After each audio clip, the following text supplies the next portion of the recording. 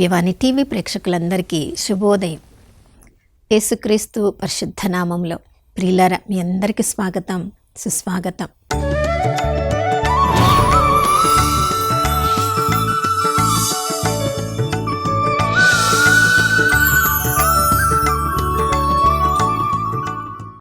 గత కాలమంతా మనందరినీ కాచి కాపాడిన ఆ త్రియేక దేవునికి పూర్ణ హృదయంతో, పూర్ణాత్మతో, పూర్ణ శక్తితో వందనాలు తెలియచేద్దాం. ఈ నూతన ఉదయంలో కూడా మనమందరము నిరీక్షణలో ఆ ప్రభు వైపు చూస్తున్నాం కాబట్టి తన నూతన ప్రేమను, కరుణను, కటాక్షాన్ని నూతనంగా ఈ శుభోదయంలో మనందరి మీద కుమ్మరిస్తున్నారు. ఆయన నమ్మదగిన దేవుడు, విశ్వసనీయుడని విలాపగీతములు 3వ అధ్యాయము 22, 23 వచనాల్లో మనం చదువుతున్నాం. ప్రియులారా, ఉదయమే లేచి ఎవరెవరైతే ఆ ప్రభు సన్నిధిలో సమయాన్ని గడుపుతారో వారికి ఆ రోజు తీర్చబడని అవసరం అంటూ ఏమీ ఉండదు. ఎందుకంటే ఆ రోజంతా ప్రభువునకు మనల్ని, మన కుటుంబాన్ని అప్పగించాం కాబట్టి, మన హృదయానికి రారాజుగా ప్రభువును స్వీకరించి ఉన్నాం కాబట్టి, జీవించినది నేను కాదు క్రీస్తే నాలో జీవిస్తున్నాడని మన జీవితాన్ని, మన కుటుంబాన్ని పూర్తిగా ప్రభువునకు సమర్పించి, ఇక ఏమి జరిగినా నాలో కానీ, నా కుటుంబంలో కానీ, నాకు చెందిన దాంట్లో ఏదైనా కూడా ఆ ప్రభువే అధికారిగా ఉన్నారు కాబట్టి, ఆ ప్రభువే అన్ని సమకూర్చే దేవుడు, ఆ ప్రభువే అన్ని చూసుకుంటారని నిరీక్షణలో విశ్వాసము కలిగి ఉదయమే లేచి తమకు చెందినదంతా ప్రభువునకు సమర్పించిన వారందరి జీవితంలో ఎన్నెన్నో శుభములను వారు పొంది ఉన్నట్లుగా మనం చూస్తూ ఉన్నాం. మన జీవితంలో మనం కూడా అనుభవిస్తూ ఉన్నాం. ప్రియులారా, ఈ లోకంలో రకరకాల సభ్యుల మధ్య, సమాజాల మధ్య, గుంపుల మధ్య మనం జీవిస్తూ ఉంటాం. చూడండి, మనము స్నేహితుల దగ్గరికి వెళ్ళినప్పుడు మనం మాట్లాడే మాటలు వేరు, మనం చర్చించుకునే విషయాలు వేరు. మన కుటుంబ సభ్యుల మధ్యలో ఉన్నప్పుడు మన మధ్యలో సాగే సంభాషణలు వేరు. మనం ఒక ఉద్యోగం చేసే స్థలానికి వెళ్ళినప్పుడు అక్కడ మన మాటలు, మనం ఏం పని చేస్తున్నామో మన ఉద్యోగానికి సంబంధించిన అలాంటి మాటలను మనం మాట్లాడుతూ ఉంటాం. ఒక్కొక్క గుంపు దగ్గరికి వెళ్ళినప్పుడు దానికి సంబంధించినట్లుగా మన మాటలు, ఆలోచనలు, తలంపులు మారుతూ ఉంటాయి.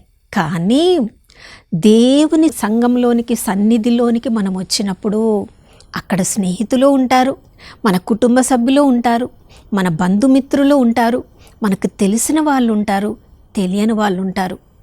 ఆ దేవుని సన్నిధిలోకి వచ్చే సత్పురుషులు అందరితో మనం మాట్లాడేది దేవుని గురించి మనము ధ్యానించుకుంటూ ఉంటాం. కాబట్టి చూడండి, ఇప్పుడు ఉదయమే లేచి ఉద్యోగాలకు వెళ్ళకుండా పార్కుకి వెళ్ళి వ్యాయామం చేసే వాళ్ళతో మన జీవితానికి సంబంధించిన అన్ని మాటలను వాళ్ళతో మాట్లాడం. జస్ట్ హలో హలో చెప్పేసి మనం చక్కగా వ్యాయామం చేసుకుంటాము, ఇంటికి వస్తాము. 4 గంటలకి సాయంత్రం ఉద్యోగాలు ముగించుకొని ఇంటికి వెళ్ళకముందు రకరకాల వ్యసనాలు ఉన్నవాళ్ళు వాళ్ళ స్నేహితులను కలిసినప్పుడు వాళ్ళ సంభాషణ వేరుగా ఉంటుంది, వాటి నోటిలోంచి వచ్చే మాటలు వేరుగా ఉంటాయి. కానీ దేవుని సన్నిధిలోనికి వచ్చినప్పుడు మనల్ని మనం సిద్ధపరచుకొని ఏ మాటలు మాట్లాడబోతున్నామో, ఏ మాటలు ధ్యానించబోతున్నామో, ఏమేమి ప్రభువునకు అర్పించబోతున్నామో ముందుగానే సిద్ధపడి వస్తాము. మన జీవితాన్ని సరి చేసుకొని వస్తాము. అందుకని 111వ కీర్తన 1వ వచనంలో మనం చదువుతున్నాం, అందరూ కలిసి ఆ ప్రభువును స్తుతించండి. సత్పురుషుల సమాజంను కూడిన వారందరూ కూడా పూర్ణ హృదయముతో ఆ ప్రభువునకు స్తుతులు, స్తోత్రములు, వందనములు తెలియచేయండి. ప్రియులారా, మనము రకరకాల ప్రజలతో మనం కలిసినప్పుడు మనం మాట్లాడే మాటలు మన హృదయము నుండి వస్తున్నాయా లేదా వారికి తెలియకపోవచ్చు. కానీ హృదయ రహస్యములను ఎరిగిన దేవుడు, సమూయేలు 1వ గ్రంథం 16వ అధ్యాయంలో మనం చదువుతున్నాం. సమూయేలు ప్రవక్త ఈషా యొక్క పెద్ద కుమారులను ఆశీర్వదించబోతున్నప్పుడు, అభిషేకించబోతున్నప్పుడు ప్రభు అంటున్నారు, నువ్వు వాళ్ళు బలంగా ఉన్నారని, శరీర దారుఢ్యం కలిగి ఉన్నారని వాళ్ళను నువ్వు రాజుగా అభిషేకింపబోతున్నావేమో. మనిషి చూసిన చూపుతో దేవుడు చూడడు, మనిషి పైరూపాన్ని చూస్తాడు, దేవుడు హృదయాన్ని అవలోకించును. దేవునికి మన హృదయం చాలా అవసరమని చెప్తున్నారు ప్రియులారా. మరి మన హృదయం ఎలా ఉందో దేవుడికి సుస్పష్టంగా కనిపిస్తూ ఉంటుంది. మనుషులు ఏమనుకుంటారు, ఈ బయట నుంచి వచ్చే ఏమేమి లోపలికి వెళ్తున్నాయో అవి మనుషుల్ని మాలిన్యపరుస్తున్నాయని మత్తయి సువార్త 12వ అధ్యాయంలో మనం చదువుతున్నాం. కానీ 15వ అధ్యాయంలో మత్తయి సువార్తలో ప్రభు చెప్తున్నారు, బయట నుంచి లోపలికి వెళ్ళేవి అంటే రకరకాల ఆహార పదార్థాలు అవి కాదు, మన హృదయాన్ని మలినం చేసేది మన హృదయం నుంచి ఏమేమి బయటికి వస్తున్నాయో అది మన హృదయ పరిస్థితి ఎలా ఉందో తెలియచేస్తుంది అంటున్నాడు. అందుకనే సామెతల గ్రంథం 4వ అధ్యాయం 23వ వచనంలో మనం చదువుతున్నాం, మన హృదయాన్ని మనం జాగ్రత్తగా కాపాడుకోవాలి. ఈ లోకానికి చెందిన ఏ దుష్టత్వము కూడా అందులోనికి వెళ్ళకుండా ప్రభువు సన్నిధిలాగా దాన్ని మనం పరిశుద్ధపరచుకోవాలి. ఎందుకంటే మన జీవితానికి మన హృదయమే ఆధారము. మన హృదయ పరిస్థితి ఎలా ఉంటుందో మన జీవిత విధానము అలాగా ఉంటుంది. అందుకని మరి మన హృదయ పరిస్థితి ఎలా ఉందో కనుక్కోవాలంటే, దేవునికి ప్రీతికరంగా ఉందా లేదా కనుక్కోవాలంటే దేవుని సన్నిధిలో సమయాన్ని గడపాలి ప్రియులారా.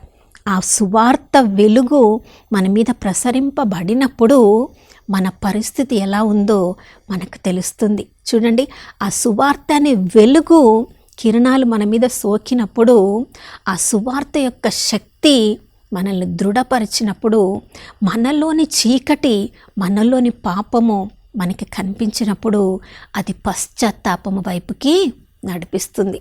ఎప్పుడెప్పుడైతే పశ్చాత్తాపంతో మన హృదయము దేవునికి అర్పించబడుతుందో ఆ యేసు ప్రభు యొక్క రక్తము తిరిగి మనల్ని పరిశుద్ధులుగా చేసినప్పుడు కృతజ్ఞతాభావముతో నిండిన స్తుతులు మన హృదయం నుండి బయటికి వచ్చినప్పుడు దేవుడు దాన్ని ఒక సాంబ్రాణి ధూపములాగా దాన్ని స్వీకరిస్తాడు.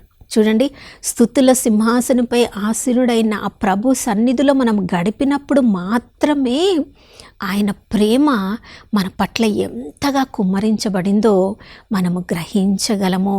మార్తమ్మ పనులతో సతమతం అవుతుంది, మరియమ్మ మాత్రం ప్రభు దగ్గర కూర్చొని ఆ ప్రభు సన్నిధిని అనుభవిస్తూ ప్రభు మాటల్ని వింటూ ఉన్నప్పుడు, అంత ఉత్తమమైనది ఎన్నుకున్నప్పుడు ఎవరు కూడా ఈ ఉత్తమమైనది ఆమె దగ్గర నుంచి తీసివేయలేరు అన్నారు ప్రభు. ప్రియులారా, మనము పాపులంగా ఉన్నప్పుడు మనుషులందరూ మన నుంచి దూరం చేస్తారు, మన గురించి చెడుగా మాట్లాడతారు. కానీ రోమీలకు రాసిన లేఖ 5వ అధ్యాయం 8వ వచనంలో మనం చదువుతున్నాం, మనము పాపులముగా ఉన్నప్పుడే ప్రభువు తన యొక్క శరీర రక్తములను అర్పించుట ద్వారా మనందరినీ కూడా పాపముల నుండి విముక్తులను చేసి పరిశుద్ధులుగా చేశారు.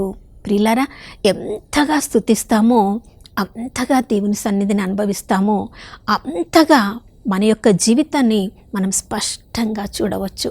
యెషయా గ్రంథం 6వ అధ్యాయంలో మనం చదువుతున్నాం. చూడండి, యెషయా ప్రవక్త పరలోక దర్శనాన్ని అతను పొందినప్పుడు కెరూబులు సెరూబులు ఎంతగా ప్రభువుని పరిశుద్ధులు పరిశుద్ధులు పరిశుద్ధులు అని ఆ ప్రభుని స్తుతిస్తూ ఉన్నప్పుడు అదంతా కూడా ప్రభు తేజస్సుతో ఉన్నది అతనికి దర్శనంలో కలిగినప్పుడు తన స్థితిని, తన పాపపు స్థితిని తెలుసుకోగలిగాడు.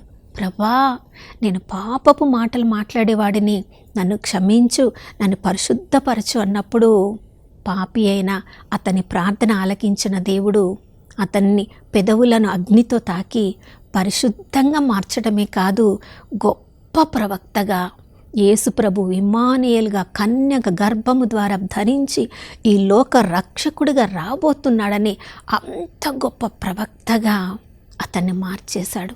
ప్రియులారా, స్తుతి అనే ధూపం ఎప్పుడు కూడా మన హృదయం నుండి ఆ ప్రభు వైపుకు 24 గంటలు వెళ్తూ ఉన్నప్పుడు దాని ద్వారా మనం పొందిన విధేయత ఈ లోకంలో మనకి ఎన్ని శ్రమలు కలిగినా కూడా దేవుని ప్రేమ నుండి మనల్ని దూరం చేయలేదు. కాబట్టి ఈ సమయంలో ఏ ఏ పరిస్థితిలో మన హృదయం నిండి ఉందో ఈ లోక ఆశలతోట, ఈ లోక వ్యసనాలతోట, ఈ లోక బంధుమిత్రులు స్నేహితులతోట, ఇవన్నీ కూడా ఒకరోజు అశాశ్వతమైన ప్రియులారా, ఇవన్నీ గతించిపోయేవే. కానీ మనము దేవుని ఆలయమన్న సత్యము మనం ఎరిగి ఉన్నప్పుడు మన హృదయాన్ని ప్రభుకి సింహాసనంలాగా మారుస్తే ఈ లోకంలో అన్ని పరిస్థితులలో మనం విజయం పొందవచ్చు. అటువంటి కృపను అనుగ్రహించమని ప్రార్థించుకుందాం. నాతో కలిసి ప్రార్థించండి. పరిశుద్ధమైన దేవానికి స్తోత్రములు తండ్రి. నాయనా యేసయ్య, ఈ లోకంలో మీరు మానవుడిగా జీవించినప్పుడు మీరు ఎన్నుకున్న అపోస్తలులు ప్రభువా మీతో కలిసి జీవించి అయ్యా మీ ద్వారా శక్తిని, అభిషేకాన్ని పొందిన వాళ్ళు, మీలో ఉన్న ఆ రక్షణను, ఆనందాన్ని ఎరిగి ఉన్నవారు కాబట్టి ప్రభువా మీరు పునరుత్థానమై తండ్రి సమక్షమునకు వెళ్ళిన తర్వాత వాళ్ళు పొందిన అభిషేకము నాయన, ఎన్ని శ్రమలు వాళ్ళకు ఎదురైనా కూడా అపోస్తల కార్యంలో మేము చదువుతున్నాం, వాళ్ళు ప్రాణములు మీ కొరకు పెట్టవలసి వచ్చినప్పుడు కూడా మేము దేవుని మాట వినాలా, మానవుని మాట వినాలని అడుగుతున్నాడు. ఎటువంటి నాయన న్యాయాధిపతుల ఎదుర నిలబడినప్పుడు, యాజకుల ఎదురుగా నిలబడినప్పుడు, ప్రధాన అర్చకుల ఎదుట నిలబడినప్పుడు, చెరసాలలో వేయబడినప్పటికీ కూడా వాళ్ళ హృదయంలో ఎలాంటి ఆందోళన లేదు ప్రభా. ఇంకా ప్రభు గురించి మేము కొరడా దెబ్బలు పొందే అర్హులమైనామని ఆనందించారు తండ్రి. అటువంటి నాయన విధేయతతో, వినయముతో మా అందరినీ నింపండి. ఈ లోక పరిస్థితులను చూసి మా హృదయం కలవరపడ్డం కాదు, కానీ ప్రభా నీకు తెలియకుండా మాకు ఏమీ జరగదన్న నమ్మకముతో, నిరీక్షణతో మా హృదయం ఎల్లప్పుడూ మిమ్మల్ని స్తుతించే సింహాసనంలాగా ఉండినట్లు కృపను అనుగ్రహించమని యేసయ్య పరిశుద్ధ నామములో అడిగి వేడుకొనిచున్నాము తండ్రి, ఆమేన్. అవును ప్రియులారా, మన హృదయము ప్రభుని ఎల్లప్పుడూ స్తుతిస్తూ ఉండాలంటే ఏ కూడికల్లో మనం ఉంటున్నామో గమనిస్తూ ఉండాలి. సత్పురుషుల కూడికలో ఉన్నప్పుడు మాత్రమే ఆ దేవునికి ప్రీతికరంగా మనం జీవించవచ్చు. కాబట్టి ఈరోజు దేవునికి ప్రీతికరంగానే ఏ కూడికలకు మనం వెళ్ళకుండా అన్ని పరిస్థితులలో ప్రభుని స్తుతించే అటువంటి జీవిత విధానాన్ని మనం చూపించబోతున్నాం. కాబట్టి ప్రభుకు వందనాలు చెప్దాం. మరొక నూతన శుభోదయంలో మనం అందరం కలుసుకునే వరకు దివ్యవాణి టీవీని వీక్షిస్తూ ఉందాం. ఇమ్మానుయేలు, ప్రభు మనతో ఉన్నారు.